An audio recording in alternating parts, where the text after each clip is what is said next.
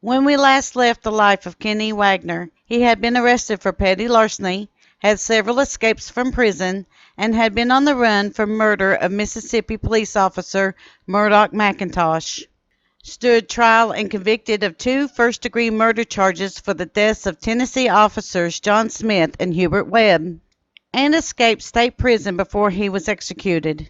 He then went to Mexico, where he was notorious for robbing banks and trains, and all of that before he turned 25 years old. All aboard the Kentucky-Tennessee Living Time Machine. Please fasten your seatbelts and keep your arms and legs inside of the vehicle at all times. But to get going, we need your help. We still need to fire up that time machine to transport us. Please help us by clicking on the like, subscribe, and bell notification buttons down below. Not only does this fire up the time machine, but this convinces YouTube that we need a bigger time machine to reach more people who love history as much as you do. Now, back to our story. Third known arrest attempt, murder, conviction, and escape. After leaving the company of Emily Hoke on August 16, 1926, Wagner and brothers Sam, William, and Bob Carper were together at the home of Sam. Many sources say that the fight happened at a bar, and several sources state that it actually happened at the home of Sam Carper. Regardless, they were drinking and playing a card game at a party there. Evidently, a brawl between the 4 men happened over a card game, and Sam and William Carper were shot dead at the hands of Wagner. Bob Carper was severely wounded. All of the Carper men were supposedly unarmed, even though Wagner stated that they were shot in self-defense. According to the Cordell Dispatch and Daily Sentinel, located in Cordell, Georgia, on October 18, 1925, Wagner stated, quote, "I would have gotten Bob, but it was so dark I couldn't see to shoot straight," unquote. Sometime in the middle of the night, Wagner met up with Sheriff Lily Barker and her posse. Barker had become a sheriff when her husband had been killed by bootleggers. When Wagner spotted Barker, he threw up his hands in surrender and came out of the bushes in which he was hiding. He later told newspaper sources that, quote, "I don't fight against a woman," unquote. Confusion over identity. According to the newspaper Seward Daily Gateway, located in Seward, Alaska, quote, "While the authorities are reasonably sure that they are holding Kinne Wagner, wanted in Tennessee on charges of murder, they cannot complete identification until the arrival of an officer from Bristol. An officer is en route with all necessary papers," unquote. And according to the Cordell Dispatch and Daily Sentinel, October 16, 1925, quote, "Alabama authorities believe that they have murderer wanted in 2 states. Lack of fingerprints of Kinne Wagner, wanted for murder in Tennessee and Mississippi, hampered officials here today in an effort to identify the prisoner held at the county jail as a man wanted in 2 states," unquote. On September 1, 1926, according to the Watauga Democrat, published on September 2, 1926, Sheriff Thomas, Chief of Police Cam King of Kingsport, Creed Frazier, who was the brother of Officer George Frazier, who was wounded at Kingsport shootout, and 2 newspaper men came to Texarkana to identify Wagner. According to the same article, after finally being identified by an officer from Tennessee, Kinne Wagner finally faced trial on August 25, 1926 at 9 a.m. for the murders of Sam and Will Carper. According to Wagner, he had shot the 2 men and wounded their brother in self-defense. Neither of the Carper brothers were considered to be upright citizens in the community. They had such a bad reputation in the area that no one really was sad at their passing. There are sources that state that Sheriff Lily Barker was in love with Wagner, and that is why she couldn't bear for him to be tried in Arkansas for murder. And other sources state that since Mississippi had the first charges of murder against him that was never tried, he needed to go there first for trial. Whatever the reason, he was transferred to Mississippi to face charges for murder of McIntosh. The trial for the McIntosh murder. We have several accounts as to how this trial went. It is also widely thought that McIntosh was the deputy sheriff that framed Wagner and had him put in jail to hide his participation in the moonshining business.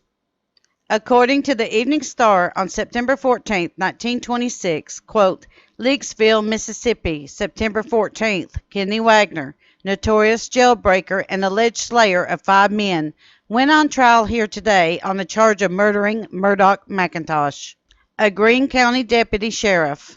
The state is expected to contend that Wagner shot and fatally wounded McIntosh on December 24, 1924, when an officer attempted to remove him from the house where he had hidden to escape arrest for the jailbreaking. He had been arrested on a charge of larceny, unquote. According to the Brownsville Herald on October 29, 1926, C.T. McLeod, former sheriff of George County, testified that Wagner told him that if he testified against him in this case, that he would settle up with the sheriff once he got out of prison. On cross-examination, it was discovered that Wagner said that he would run against him for sheriff of the county. W.J. Turner, sheriff of Greene County, who testified that he saw the death of McIntosh. In his testimony, Turner said that he had saw Wagner perform in circuses and later working for a lumber company in the area. About 3 weeks later, Sheriff McLeod told Turner that Wagner had escaped from jail and that he needed his help for his capture. He also testified that he was informed by telephone conversation with McLeod of Wagner's whereabouts. According to Turner, on the morning of December 24, 1924, McIntosh, Turner, W.E. Denham, and Waldo Freeman all went to the residence to arrest Wagner. Denham and Turner went to the front of the house, and McIntosh and Freeman went to the back door. A man was heard snoring in the house. Turner called out and said, quote, Kinnie, get up, it's Sheriff Turner, unquote. He said that he was standing at the corner of the house when Wagner shot McIntosh, that the deputy did not have time to raise his gun. After McIntosh was shot, the order was given, and all of the remaining men opened up fire upon the house. Turner testified that he shot 3 times in the house and twice when the man in the house ran outside. Turner states that McIntosh was killed before anyone opened fire on the house. Turner was satisfied that Wagner was the only person occupying the house at the time. According to the Evening Star on September 15, 1926, quote, examination of more than a score of witnesses to determine whether Kinne Wagner, a former circus trick shot expert, could obtain a fair trial in Greene County, where he is charged with the murder of Deputy Sheriff Murdock McIntosh on December 24, 1924, consumed the entire afternoon session of court here yesterday. The grand jury within 30 minutes returned a true bill, charging him with first-degree murder. His attorneys immediately filed for a petition of change of venue, contending that he could not obtain an impartial trial in Greene County, unquote. Sentence and escape attempts. According to the Waterbury Democrat, November 18, 1940, quote, that October, again for murder, but the jury could not bear to give the death penalty to such a heroic figure, and the judge imposed a life sentence. On the way to Parchman, Mississippi Penitentiary, Wagner tried again to escape, but missed, and the following year tried again to escape by beating a guard, grabbing his rifle, and shooting another guard. Confronted by a third guard with the fine bead on his forehead, Wagner surrendered, unquote. Trustee. On October 27th, Wagner became a trustee for the prison. He had made plans for an escape this time, but was foiled by an informant.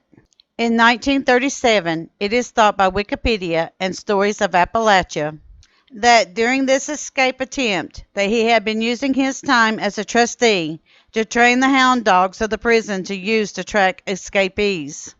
Wagner was so trusted by the guards that he was allowed to have his own horse and carry a gun. In the meantime, however, he was also training the hound dogs to not chase his scent. He would do this by being mean to the dogs each time they followed him around. When he felt confident enough that the dogs would not give chase, that he himself escaped into the woods. For 3 years, no sign of Wagner had appeared. This, however, would change. FBI goes on the chase. According to the Waterbury Democrat, November 18, 1940, quote, in 1940, after 14 years in Parchman, he again escaped. He had become a guard and while tracking down an escapee, decided to take to the woods himself, unquote. At that time, Mr. Fortenberry was working in the Jackson FBI office. Word came back that Wagner had been in Virginia near the mountain town of Gate City. Mr. Fortenberry was sent to investigate. The FBI was interested because Wagner had broken 2 federal laws in his escape. He had kidnapped a guard and had, of course, failed to notify his draft board of his change of address. In April of 1943, Mr. Fortenberry, 2 other FBI agents, and a Virginia state trooper were seated in a parked car in Gate City. One of them spotted Wagner riding through town as a passenger in an old automobile. The officers followed and forced the car to stop about 6 miles from town. Wagner leaped from the car, was unharmed by shots fired at the officers, and hid in the tall grass of a gully. After several blasts from a machine gun had stabbed into the grass, Wagner surrendered. As he was handcuffed, he stood watching as the officers found in the car 4 revolvers, 2 rifles, and a pile of ammunition. The driver, a distant relative of Wagner's, was absolved, unquote. Last escape. In 1948, again Wagner was trusted with the bloodhounds. Once again, using the same methods as before, he would train the dogs to chase everyone but himself. Once again, Wagner waited until his dogs were trained, and then he walked out of the prison walls. He remained at large in Wahala, Mississippi for several years. He went under the alias Big Jim. For this escape, he was placed on America's top 10 most wanted list. However, the FBI were not actively looking for his whereabouts. Capture and death. A jealous rival for the affections of a lady informed the town's law enforcement of Wagner's whereabouts and alias. He was found at the house of the female friend in 1956. By this time, Wagner was seriously ill, and he had stated, quote, I am very happy to be going back to Parchman, unquote. He died there of a heart attack at the age of 55 on March 9, 1958, in Parchman Prison, Sunflower County, Mississippi. Kinne's body was taken to Scott County Funeral Home in Weber City, Virginia, where there were 15,000 people in attendance. Kinne was laid to rest at Mountain View School Cemetery in Gate City, Virginia on March 12, 1958. Wagner in popular culture. 3 ballads were written and became very popular between the years of 1926 and 1930 concerning Wagner. The Ballad of Kinne Wagner, which can be found on YouTube as Tim Stafford and Tom Jults. Another ballad is Kinne Wagner's Surrender by Vernon Dalhart. And the last is The Fate of Kinne Wagner by L. Craver, Vernon Dalhart. Wagner was also featured in several comics, pulp magazines, and books. He cut a very heroic figure to many as the anti-hero of the South, and was chivalrous to women, kind and generous to others, and a very free desperado that got on the wrong side of the law over reasons that was no fault of his own. As we have tried to state with all of our outlaws of history, the truth lies somewhere in the middle. While it can be honestly said that many law enforcement agencies were corrupt in those time periods, it can also be said that the people deemed as outlaws reacted badly to the situation. As always, we leave it up to you as the silent juror of history to make up your own mind about the people in these stories. Special hat tip. We would like to tip our hat to the YouTube channel Stories of Appalachia. Thank you, fellows, for the breakdown about Kinne Wagner. It really helped in places that we were stuck upon his story. We tried to recognize the work that you did in the places that we had trouble with. Thank you. We at Kentucky, Tennessee Living would like to thank you for watching our video series on the Appalachian Outlaws. Don't forget to hit that like button, as the more likes we receive, the more likely YouTube is to suggest our videos to other viewers.